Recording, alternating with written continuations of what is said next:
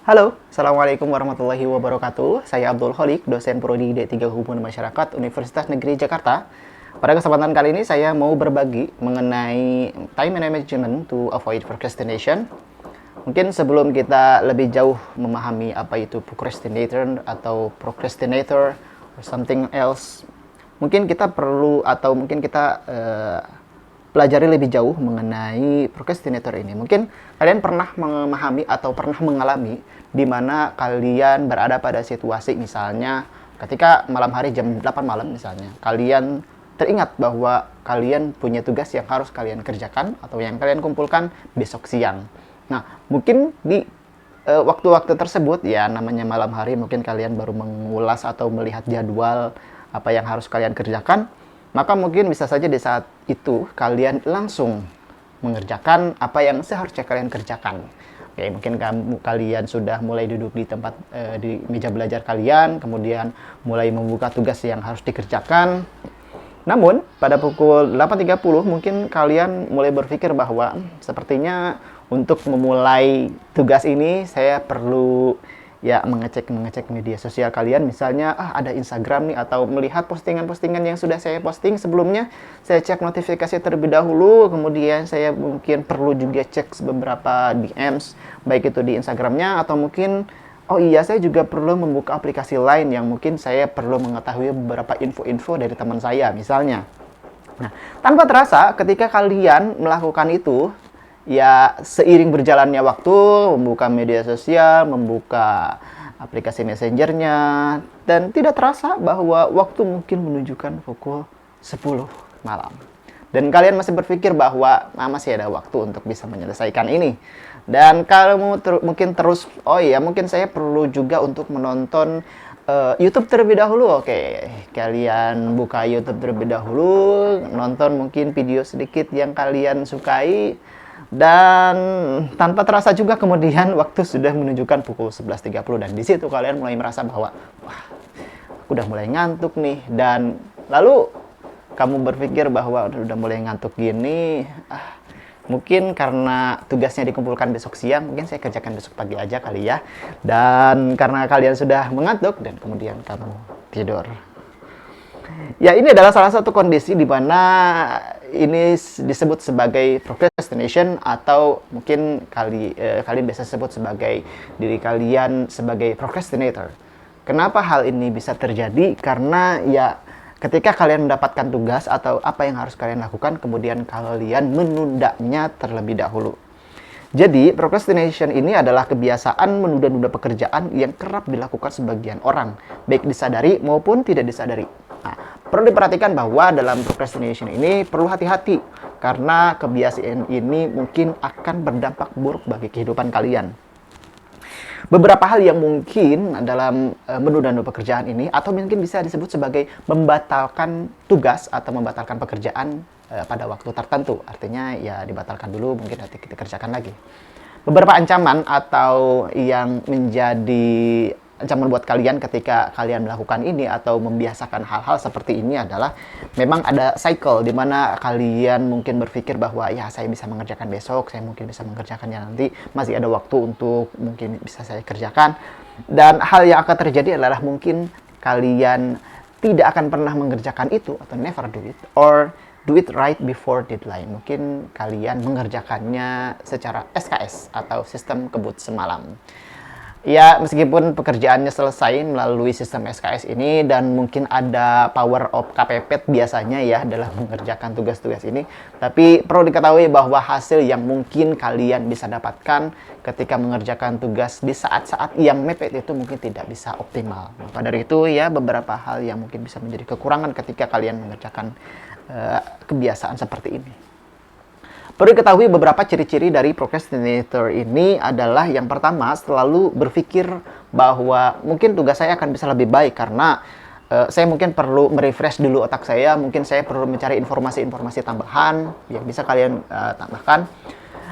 Hal lain yang mungkin menjadi ciri-ciri dari procrastinator ini adalah membuang waktu hanya untuk berpikir. Kalian selalu berpikir bahwa bagaimana cara memulainya, mungkin saya harus begini, ya banyak hal yang kemudian masuk ke dalam pikiran kamu untuk memulainya, sehingga untuk memulainya tidak mulai-mulai juga gitu.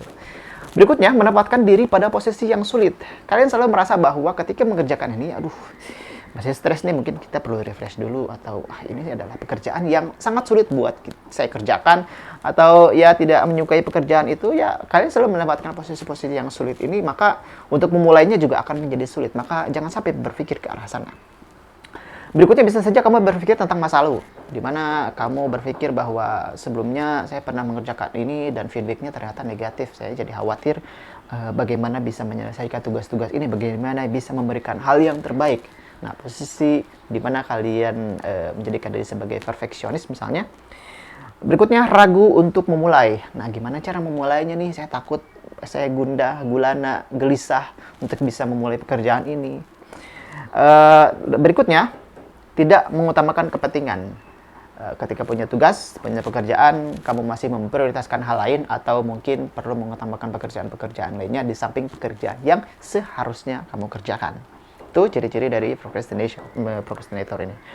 Beberapa jenis-jenis dari procrastinator ini ada dua, yaitu pasif dan aktif. Pasif procrastinator ini yaitu decisional procrastination dan avoidance procrastination. Di mana decisional procrastination ini adalah bentuk penundaan dalam mengambil keputusan ketika kalian merasa bahwa penuh tekanan ketika mengerjakan tugas ini. Itu decisional procrastination. Dan avoidance procrastination ini adalah ketika kalian merasa bahwa apa yang kalian harus kerjakan itu kalian merasa bahwa ini sangat sulit sekali. Ini adalah suatu pekerjaan yang tidak saya sukai misalnya gitu. Atau ketika kalian mau mengerjakan mata kuliah tertentu yang kalian tidak menyukai mata kuliah itu. Itu adalah avoidance procrastination. Berikutnya adalah active procrastinator, di mana penundaan tugas ini bertujuan untuk memperoleh informasi yang lebih lengkap dan akurat, serta merasa bertanggung jawab terhadap perilaku penundaannya. Ini mungkin bisa kalian lihat bahwa ini adalah suatu hal yang positif, karena ya memang saya menunda pekerjaannya, tapi saya mengerjakan hal lain dulu untuk bisa mendukung tugas-tugas yang akan saya kerjakan ini.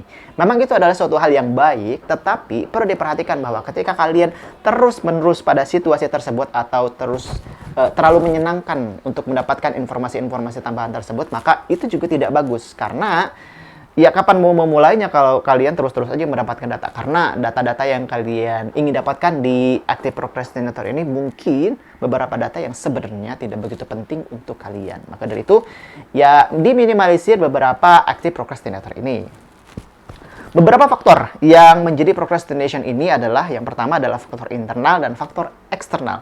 Faktor internal adalah faktor yang muncul dari diri kalian sendiri, di mana kalian mengatur diri kalian sendiri, baik itu ketika mungkin ada kondisi fisik tertentu yang mengganggu kalian, misalnya ketika stres, ketika lelah misalnya, atau pada kondisi psikologis tertentu ketika misalnya kalian merasa takut atau merasa gelisah, atau mungkin ada satu hal yang membuat kalian terlalu banyak berpikir hal-hal negatif. Itu faktor internal. Faktor eksternal adalah disebabkan oleh pengaruh yang dari luar. Entah itu mungkin kalian kurangnya dukungan, kurangnya motivasi, dan bisa saja ketika tidak ada yang perlu dengan apa yang saya kerjakan saat ini, itu adalah minimnya pengawasan. Dimana ya ketika tidak ada pengawasan tersebut, maka ya kita leha-leha aja untuk mengerjakan tugas itu. Itu adalah faktor eksternal. Kita akan lanjut ke bagaimana sih mengatasi procrastination ini. Beberapa hal yang bisa kalian lakukan adalah, yang pertama adalah do it. Yang kalian harus lakukan adalah lakukan apa adanya, kerjakan sekarang. Berikutnya adalah finish now. Mulai dari sekarang dan usahakan untuk segera menyelesaikannya. Ketika kalian memulainya, maka segeralah selesaikan. Yang ketiga adalah feel it. Sadari perasaan yang mungkin menghambat diri kalian. Ya, namanya tekanan, namanya lelah dan sebagainya. Kita harus bisa lewati itu. Kita harus bisa menikmati proses yang kita kerjakan saat ini. Maka itu akan membuahkan hasil yang positif tentunya. Dan terakhir, itu bisa saja kalian membuat note atau mencatat beberapa catatan-catatan atau progres yang sudah kalian kerjakan, supaya apa yang menjadi prioritas, apa yang sudah kalian kerjakan itu ada progresnya. Terdapat juga beberapa langkah-langkah strategis untuk bisa mengatasi procrastination ini. Yang ada 3 hal. Yang pertama, preventif. Bagaimana mengatasi permasalahan menunda-menunda ini. Berikutnya adalah pengembangan. Kalian bisa saja melakukan beberapa pengembangan untuk diri kalian sendiri. Dan terakhir adalah kuratif, untuk mengatasi supaya procrastination ini tidak terulang kembali. Tindakan preventif ini, yang pertama adalah kita harus menentukan arah yang jelas dalam menentukan pencapaian tugas kita. Yang kedua, mengevaluasi hasil yang sudah didapatkan sebagai suatu progres. Berikutnya, kita juga perlu menyederhanakan pekerjaan agar bisa terselesaikan. Ketika pekerjaan-pekerjaan itu mungkin merasa cukup sulit atau cukup banyak, ya kita buat lebih simpel. Jangan terlalu difikirkan tentang hal-hal sulit tersebut. Yang keempat, unrealistic, di mana manusia memang tidak ada kesempurnaan. Ketika kalian merasa bahwa diri kalian perfeksionis, maka kita harus berpikir secara unrealistic, bahwa tidak ada yang sempurna, kecuali ya milik Tuhan. Berikutnya adalah pengembangan, di mana hal yang kalian lakukan adalah pertama, tentukan saat yang tepat untuk mengembangkan kebiasaan baru ini. Hilangkan dulu beberapa aura-aura negatifnya terlebih dahulu dan tentukan waktu yang tepat untuk bisa memulainya. Berikutnya, tentukan jadwal yang lebih teratur. Mungkin bisa saja kamu menentukan ketika banyak padatnya pekerjaan-pekerjaan kalian, maka susunlah beberapa kebiasaan-kebiasaan dari mulai bangun tidur sampai tidur kembali. Itu apa saja sih yang harus dikerjakan, itu juga kalian bisa susun ketika kalian merasa bahwa banyak sekali yang harus saya kerjakan saat ini.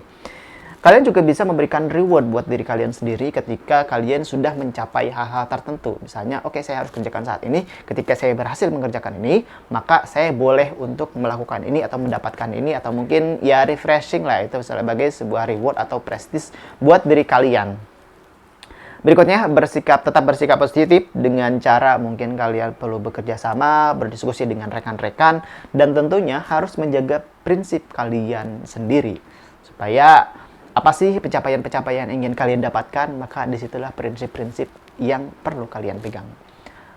Berikutnya adalah kuratif, di mana kalian perlu memaafkan diri kalian sendiri ketika ya ini adalah sebagai perubahan awal.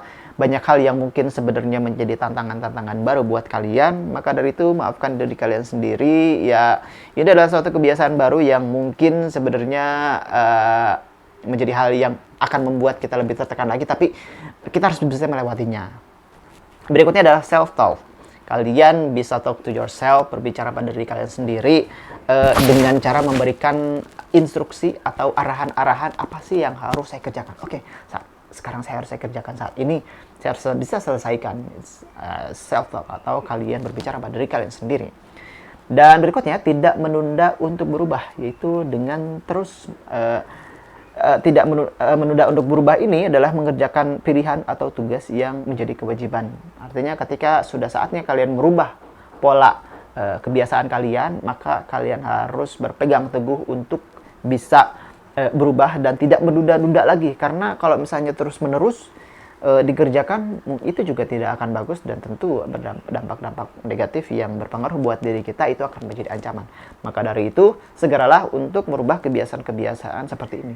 Memang banyak sekali kaitannya dengan procrastination, memang tidak hanya orang-orang tertentu saja, tapi semua orang pasti pernah merasakannya. Baik itu kalian sendiri, baik itu saya sendiri, mungkin juga pernah merasakan atau pernah melakukan kebiasaan-kebiasaan seperti ini. Yaitu suatu hal yang wajar, namun yang namanya wajar harus terwajarnya juga. Jangan sampai berlebihan. Ketika kalian merasa bahwa procrastinator ini mungkin ya masih oke-oke aja gitu. Ya memang ketika kalian berada pada posisi sekarang, procrastinator itu tidak begitu berpengaruh atau tidak begitu signifikan, tetapi kalian akan merasakan perilaku ini ketika berada di tempat kerja. Karena saya sendiri memang kaitannya dengan procrastination ini mengingatkan saya pada pekerjaan-pekerjaan saya yang dulu, di mana ada beberapa rekan-rekan yang memang selalu procrastination, ada juga yang enggak, dan di situ kita bisa melihat bahwa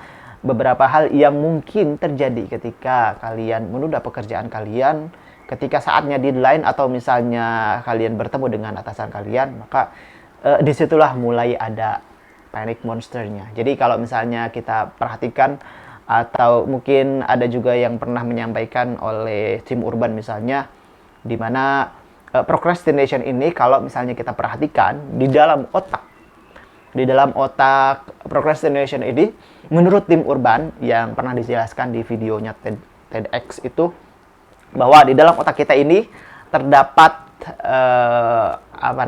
nahkoda ya. Kita ini ketika sebagai tidak memiliki procrastinator, kita ini sebenarnya sebagai seorang nahkoda kapal, di mana kita mengendalikan arah kapal kita sendiri, kemana arahnya, kemana tujuan kita, itu adalah nahkoda. Bagaimana mengarungi lautan-lautan yang luas, misalnya seperti itu. Namun di sisi lain, ketika kalian menghadapi procrastination ini, maka procrastinatornya adalah seorang monkey atau seorang monyet yang mengganggu nahkodanya. Yang bisa saja, ya awalnya sih memang masih iseng-iseng untuk menyentuh nahkodanya gitu ya, kapalnya sendiri, atau mengendalikan arah dari kapal itu sendiri. Tetapi ketika monyet itu sudah mengendalikan sedikit demi sedikit, bisa saja kemudian monyet itu menguasai arah apa yang harus kalian tuju. Disitulah kalian bisa berada pada posisi procrastination. Nah, apa yang terjadi ketika procrastination ini kemudian terus berlanjut? Nah, terus berlanjut, maka ketika kalian berada pada posisi di mana deadline-nya sudah mendekati, atau tugas-tugas ini kemudian mulai dipertanyakan oleh orang lain misalnya, maka muncullah namanya panic monster, di mana ini akan menakut-nakuti, tidak hanya menakut-nakuti monyetnya saja, tetapi menakut-nakuti nahkodanya. Sehingga ya tidak hanya menimbulkan pikiran yang stres, tetapi juga kemudian akan membuat kita panik untuk bisa mengerjakan pekerjaan-pekerjaan tersebut. Itulah apa yang ada dalam otak kita menurut tim Urban ketika kita menghadapi procrastination ini. Pada intinya, kita memang harus think less, feel more, worry less, do more. Kita harus mengurangi overthinking kita. Kita harus bisa menikmati apa yang seharusnya kita kerjakan, dinikmati saja, jangan terlalu banyak stres, jangan terlalu banyak berpikir, dan worry less tentunya. Kita tidak perlu gelisah, tidak perlu gundah, tidak perlu risau dengan apa yang harusnya kita kerjakan. Do more, kerjakan apa yang seharusnya kita kerjakan, banyak-banyak menyelesaikan tugas-tugas kita ini. If you want rainbow, then you've got to put up with the rains. Ketika kalian menginginkan keindahan dari pelangi, maka dari itu kalian harus bisa melewati badai yang muncul ketika hujan turun. Mungkin itu saja yang bisa saya sampaikan. Terima kasih atas segala perhatiannya. Mohon maaf apabila ada kekurangan. Terima kasih. Assalamualaikum warahmatullahi wabarakatuh.